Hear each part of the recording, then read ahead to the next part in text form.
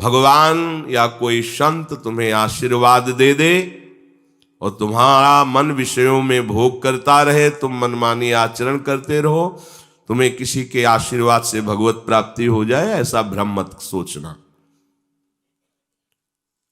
हाँ, संतों का आशीर्वाद उनकी आज्ञा पे छुपा होता है।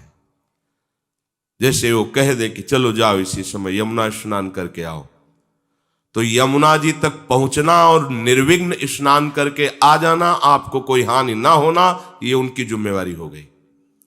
आपको आशीर्वाद मांगने की जरूरत नहीं, आप तुरंत चल दीजिए, क्यों में मत कीजिए, प्रश्न मत कीजिए। अब उनका संकल्प आपकी रक्षा करेगा, उनका संकल्प आपको शक्ति प्रदान करेगा और वही सुरक्षित अवगाहन कराकर आपको सामने उपस्थित करा देगा। आशीर्वाद मांगने की जरूरत नहीं। संतों की आज्ञा में उनकी अध्यात्म ऊर्जा शक्ति रहती है। अपने लोग क्या करते हैं, उनकी आज्ञा का उल्लंघन कर देते हैं और फिर मन से उस शब्द को चीर फाड़ करके जो हमारे अनुकूल, अब वो बात नहीं रह गई, वो पावर नहीं रह गया, वो तो सीधे जैसा श्रवणेंद्रिय में उनकी आज्ञा पड़ी वैसे ही स्वीकार कर लेना। बिल्कुल हानि दिखाई दे रही, पर आप चल दीजिए तो आपको दिखाई देगा, बिना ही विचारी करी शुभ जानी, महामंगल हो जाएगा।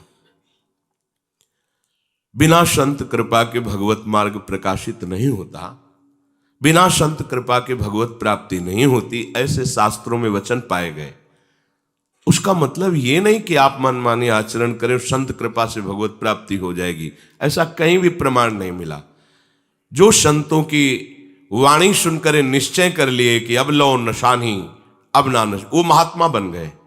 तो उनको इस बात का अनुभव हुआ कि मेरे में अगर महात्मा बनने की शक्ति होती तो मैं खुद सुधर गया होता, लेकिन संत कृपा से सुधरा, क्योंकि उस वाणी के प्रभाव से परिवर्तन हुआ। ये है जहां कोई महापुरुष बोल रहा है कि मुझे तो जो कुछ आज तक मिला है वो गुरुदेव की कृपा से मिला है, संत की कृपा से मिला है, तो ऐसा नहीं कि उन्होंने छू दिया या उन्होंने कोई फल फूल दे दिया और वो खा लिया और वो सिद्ध हो गया, ऐसा बिल्कुल भ्रम मत रखना।